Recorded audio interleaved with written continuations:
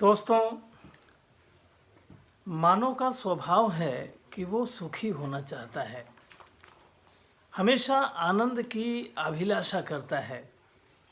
करना भी चाहिए, लेकिन उसे सर्वोत्तम आनंद की प्राप्ति कब होती है, ये जानना एक आवश्यक प्रश्न के रूप में प्रस्तुत होता है।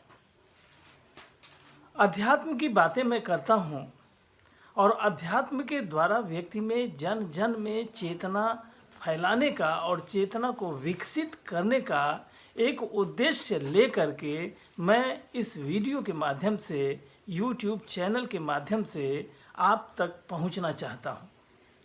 मेरा एकमात्र उद्देश्य है कि आध्यात्मिक चेतना का अधिकतम विकास किया जाए। वैसे तो जो प्रखर रूप से आध्यात्मिक रूप से समुन्नत हैं, विकसित हैं, उनकी तो कोई बात ही नहीं है। आनंद का मजा तो वो ही लेते हैं। लेकिन आम जनमानस में अध्यात्म के प्रति एक नकारात्मक सा भाव देखने और सुनने में आता है। विशेषकर विज्ञान और तकनीक की शिक्षा ले रहे लोगों के बीच में, या कहें आधुनिकता में पल रहे लोगों के बीच में अध्यात्म के प्रति एक प्रकार की वितृष्णा देखी जाती है। अक्सर हम सुनते हैं, अरे ये अध्यात्म क्या है, अरे ये योग क्या है, सब वैज्ञानिक है, विज्ञान का कमाल है। निश्चित ही विज्ञान अपना कमाल कर रहा है, लेकिन इस तरह से सोचने वाले लोगों को यह भी सोचना चाहिए कि विज्ञान और तकनीक, साइंस और टेक्नोलॉजी, ये दो ऐसी विधाएं हैं जो चलती तो साथ साथ हैं, लेकिन उसके अर्थ अलग अलग होते हैं। हम अक्सर जिस विज्ञान की बात करते हैं वह वास्तव में एक टेक्नोलॉजी होती है, और टेक्नोलॉजी और साइंस के बीच में अगर अंतर करें तो एक लाइन में मैं कहूँगा कि जो टेक्नोलॉजी है वो मशीनी रूप से व्यक्ति को समृद्ध तो करती है, लेकिन भावनात्मक तौर पर वह व्यक्ति को कमज़ोर करती है। एक तरह से वह व्यक्ति को पंगु बनाती जाती है। तो विज्ञान व्यक्ति में समुन्नत उद्देश्य लेकर के अगर हम कहें तो विज्ञान व्यक्ति में समुन्नत विकास करता है। लेकिन विज्ञान क्या है और तकनीक क्या है, साइंस क्या है और टेक्नोलॉजी क्या है, इस विषय की चर्चा हम करेंगे, विशेष रूप से करेंगे। लेकिन सबसे पहला सवाल मेरी तरफ से यही होता है कि व्यक्ति आध्यात्मिक रूप से कितना समुन्नत है। अध्यात्म क्या है, अध्यात्म की रूपरेखा क्या है, ये जानना एक आवश्यकता है। दोस्तों, आज मैं कोशिश करूंगा कि अध्यात्म के बारे में कुछ बात कर सकूं, अध्यात्म को समझ सकूं, अध्यात्म को समझा सकूं। तो अगर आप चाहते हैं कि अध्यात्म क्या है, इसका वास्तविक और समुचित उत्तर आपको प्राप्त हो, तो जरा 3 शब्दों पर आप विचार करें। एक आध्यात्मिक शक्ति है, एक आधिभौतिक शक्ति है और एक आधिदैविक शक्ति है। पहले हम आदि भौतिक शक्ति की बात करें। आदि भौतिक शक्ति क्या है? हमारे चारों तरफ देखें, हवा है, पानी है, धरती है, आकाश है, अग्नि है। ये पांचों तत्व सबसे पहले तो हमारे चारों तरफ हैं। कल्पना करिए कि अगर ये धरती न होती तो हमारा होना किस तरह से संभव था। ये हवा, पानी, आकाश, अग्नि बाहर न होता तो हमारा होना किस तरह से संभव था। ये जो हमारे होने के लिए अनिवार्य रूप से ये पांचों तत्व हमारे इर्द गिर्द पर्याप्त मात्रा में उपलब्ध हैं, ये हमारी आदि भौतिक शक्ति है। इन आदि भौतिक शक्तियों को जरा अब पहचानें, गौर से पहचानें और सोचें कि इन आदि भौतिक शक्तियों के होने की वजह से ही हमारा अस्तित्व है। तो ध्यान दें, आदि भौतिक शक्ति क्या है? आदि भौतिक शक्ति का मतलब कि हमारे आसपास ये पांचों तत्व जो विशाल भंडार के रूप में उपस्थित हैं, ये हमारी आदि भौतिक शक्तियां हैं। अब दूसरी बात करते हैं, आदि दैविक शक्ति। आदि दैविक शक्ति क्या है? ये जो पांचों तत्वों की चर्चा अभी हमने की, आपने बड़े गौर से सुना, निश्चित ही सोच रहे होंगे, समझ रहे होंगे ये कैसे उत्पन्न हुए, इनके होने का वास्तविक कारण क्या है। ये सूर्य अगर न होता तो धरती होती क्या? सूर्य का होना धरती के होने का एक बड़ा कारण है। तो सूर्य है, चंद्रमा है, नक्षत्र हैं, तारे हैं, ये जो हमारी धरती के लिए एक पर्याप्त संतुलन खड़ा करते हैं, ये हमारी आधि दैविक शक्तियां हैं। जरा सोच के देखिए कि ये आधि दैविक शक्ति एकमात्र एक के बारे में सोचिए कि अगर सूर्य न होता तो क्या धरती होती? सूर्य और धरती न होते तो क्या ये पृथ्वी, जल, अग्नि, वायु, आकाश, इनका होना संभव था? तो पहली महत्ता तो सूर्य को जाती है जो हमारी आधि दैविक शक्ति है। दूसरी महत्ता उन आधि भौतिक शक्तियों की तरफ जाती है। फिर चर्चा करें, जल, अग्नि, वायु, आकाश, ये पांचों तत्व जो विशाल भंडार के रूप में हमारे चारों तरफ मौजूद हैं, ये आधि भौतिक शक्तियां हमारी महत्वपूर्ण सत्ता के लिए आवश्यक हैं। अब गौर करें कि तीसरे नंबर पर आता है आध्यात्मिक शक्ति। आध्यात्मिक शक्ति की बात बाद में, आध्यात्मिक कौन है? आध्यात्मिक कौन है? गौर से सोचिए कि धरती की वजह से उत्पन्न हवा, पानी इत्यादि, सूर्य की वजह से उत्पन्न धरती, और इन सब के मिश्रण और सहयोग की वजह से उत्पन्न जीव। तो जो भी जीव है वो आध्यात्मिक है। चींटी से लेकर के मनुष्य पर्यंत जितने भी जीव हैं सब आध्यात्मिक हैं। इन जीवों की उत्पत्ति के लिए भी कम से कम 3 श्रेणी में आपको बात समझनी चाहिए कि धरती ने अचानक जीवों की उत्पत्ति करना से शुरू नहीं कर दिया। ऐसा नहीं हुआ कि धरती बनते ही जीव उत्पन्न हो गए। नहीं, धरती बनने के बाद लाखों साल के बाद तब इस धरती का कठोर होना शुरू हुआ। तब धरती पर जल का होना संभव हुआ, वायुमंडल का होना शुरू हुआ। इन सब चीज़ों की वजह से पहली सृष्टि होती है जिसे हम धातु सृष्टि कहते हैं, मटेरियल की उत्पत्ति होती है। पृथ्वी है, पृथ्वी के अंदर तमाम तरह के सोना, चांदी, हीरा, मोती इत्यादि आभूषण इत्यादि रत्न जो पाते हैं, ये धरती के कठिन होने, कठिन का मतलब काठिन्य, काठिन्य का मतलब धरती के कठोर होने की वजह से संभव हुआ। धरती के कठोर होने की वजह से इस धरती पे तमाम तरह के खनिजों की उत्पत्ति हुई, और धरती के नरम होने की वजह से इस धरती पर वनस्पतियों का उगना संभव हुआ। तो दूसरी सृष्टि वनस्पतियों की सृष्टि है। दूसरी सृष्टि वनस्पतियों की सृष्टि है जो धरती की वजह से है, केवल धरती की वजह से नहीं। धरती की वजह से तापमान बना, धरती की वजह से वर्षा की उत्पत्ति हुई, धरती की वजह से वायुमंडल बना, धरती की वजह से अनुकूल वातावरण बना। इन सब की वजह से धरती का काठिन्य प्राप्त हुआ, धरती में खनिजों की प्राप्ति हुई, तमाम खनिज लवणों की प्राप्ति धरती में होती है, जिसकी वजह से वनस्पतियों की सृष्टि हुई। और घास से लेकर के बड़े बड़े वृक्ष किसकी देन है? इस धरती की देन है। अब तीसरी सृष्टि आती है और वो जीव की सृष्टि है।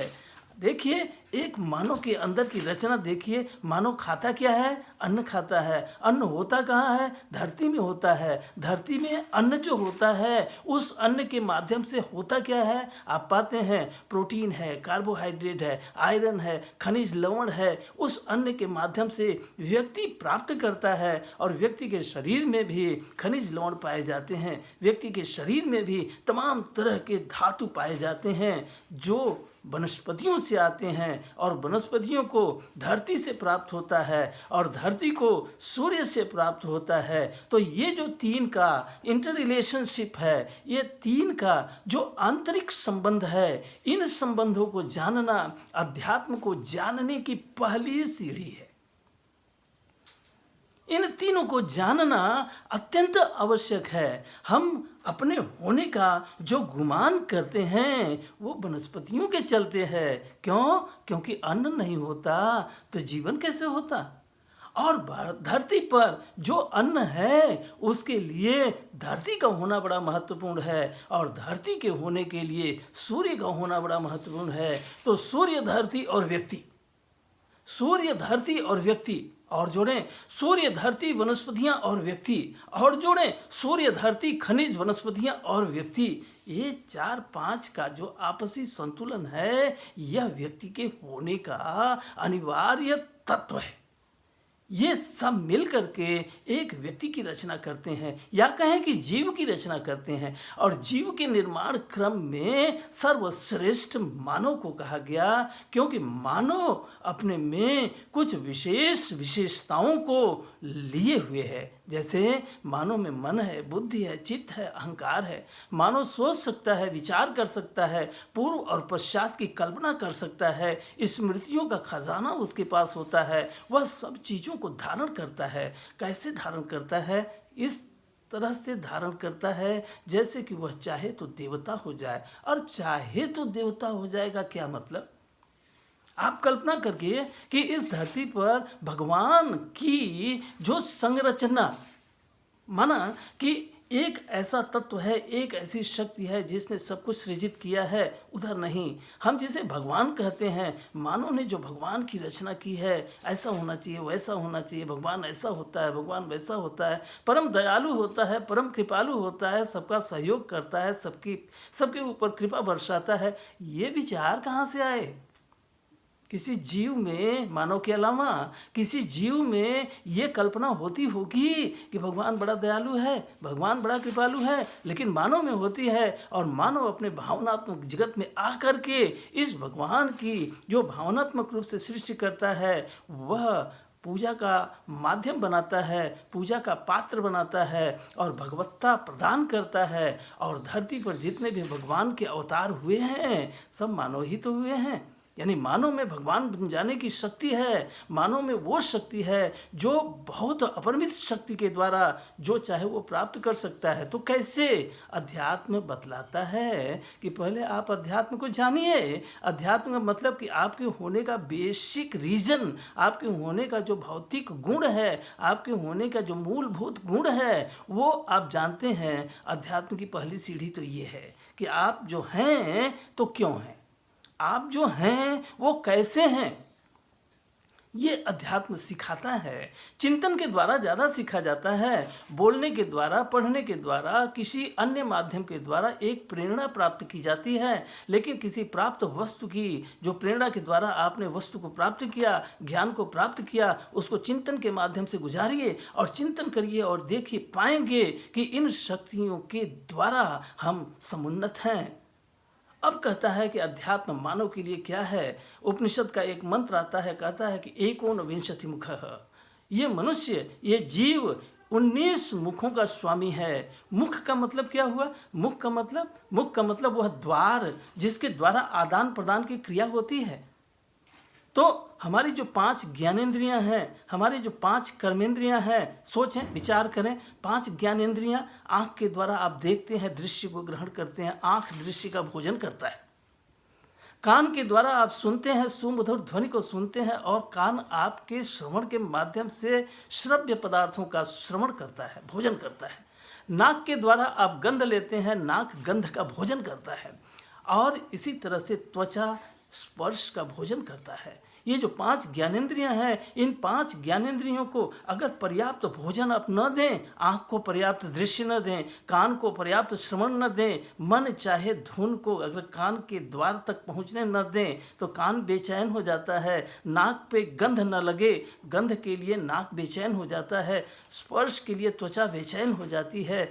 वाणी के लिए जीवा बेचैन हो जाती है। भोजन के लिए हमारा मुँह बेचैन हो जाता है। ये जो 5 मुँह है, ये 5 इंद्रियां हैं, वास्तव में 5 मुख हैं।